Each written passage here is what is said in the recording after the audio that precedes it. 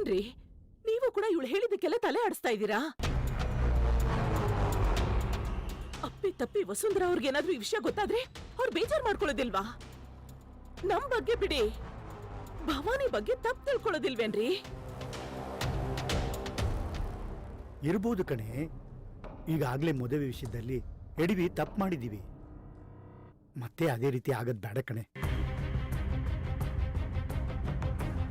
ಸಿಂಧುಗೆ ಏನೋ ಸಂಶಯ ಬಂದಿದೆ, ಪರಿಹಾರ ಮಾಡ್ಕೊಳ್ಳಿ ಬಿಡು. ಸರಿ, ನೀವ್ ಹೇಳ್ದಾಗೆ ಇವಳಿಗೆ ವಿಷಯದಲ್ಲಿ ಅಷ್ಟೊಂದು ಆಸಕ್ತಿ ಇದ್ದಿದ್ರೆ ತಿಳ್ಕೊಳ್ಳೋದಿಕ್ಕೆ ತಿಳಿಸೋದಿಕ್ಕೆ ಬೇರೆ ದಾರಿ ಇತ್ತಲ್ಲ, ಮೀಡಿಯಾ ಬೇಕಿರ್ಲಿಲ್ವಲ್ಲ? ಅಮ್ಮ, ನಾನ್ ಎಲ್ಲ ರೀತಿನೂ ಯೋಚನೆ ಮಾಡಿನೇ ಪ್ಲಾನ್ ಮಾಡಿನೇ ಈ ವಿಡಿಯೋನ ಶೇರ್ ಮಾಡಿಸಿದ್ದು. ಅಷ್ಟಕ್ಕೂ ಅಕ್ಕನ ಎಂಗೇಜ್ಮೆಂಟ್ ವಿಷಯನ ನಾವ್ ಎಷ್ಟ್ ಜನಕ್ಕೆ ಹೇಳಕ್ಕಾಗ್ತಿತ್ತು ಹೇಳು?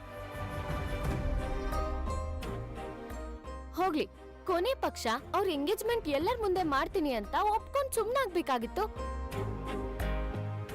ಪ್ಲೀಸ್, ನನಗೆ ಈ ವಿಷಯ ಕ್ಲಿಯರ್ ಆಗ್ಬೇಕು, ದಯವಿಟ್ಟು ಬಿಟ್ಬಿಡಿ.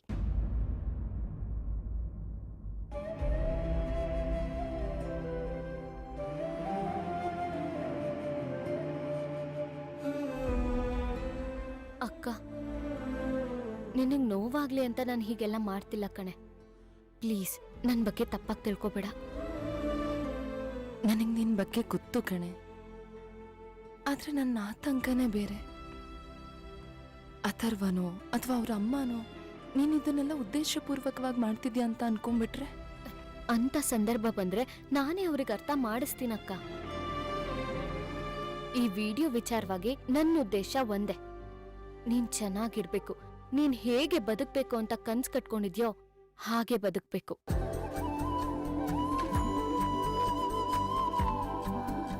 ನನ್ನಕ್ಕ ಯಾರ್ ಕುತಂತ್ರಕ್ಕೂ ಮೋಸ ಹೋಗ್ಬಾರ್ದು ಅಂತ ಅಷ್ಟೇ. ನನ್ನ ನಂಬೆ ಅಕ್ಕ. ನೀನು ಅವ್ರ ಬಗ್ಗೆ ಯಾಕೆ ಈ ರೀತಿ ಅನುಮಾನ ಪಡ್ತಿದ್ಯಾ ಅಂತ ನನಗ್ ಗೊತ್ತು ಕಣೆ. ಅವತ್ತವರು ದೇವಸ್ಥಾನದಲ್ಲಿ ಆ ರೀತಿ ನಡ್ಕೊಂಡ್ರು ಅಂತ ತಾನೆ. ಅವರ ರೀತಿ ಅಲ್ಲ ಸಿಂಧು.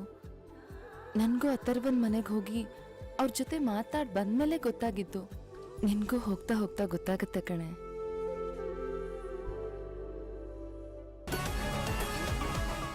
ಸಾರಿ ಅಕ್ಕ, ಈಗ ನಿನ್ ಮಾತು ಒಪ್ಕೊಳಕ್ಕೆ ನನಗೆ ಕಷ್ಟ ಆಗ್ತಿದೆ. ಈ ವಿಡಿಯೋಗೆ ಅವ್ರು ಹೇಗ್ ರಿಯಾಕ್ಟ್ ಮಾಡ್ತಾರೆ ಅಂತ ನೋಡಿದ್ಮೇಲೆ ನನಗೆ ಉತ್ತರ ಸಿಗುತ್ತೆ.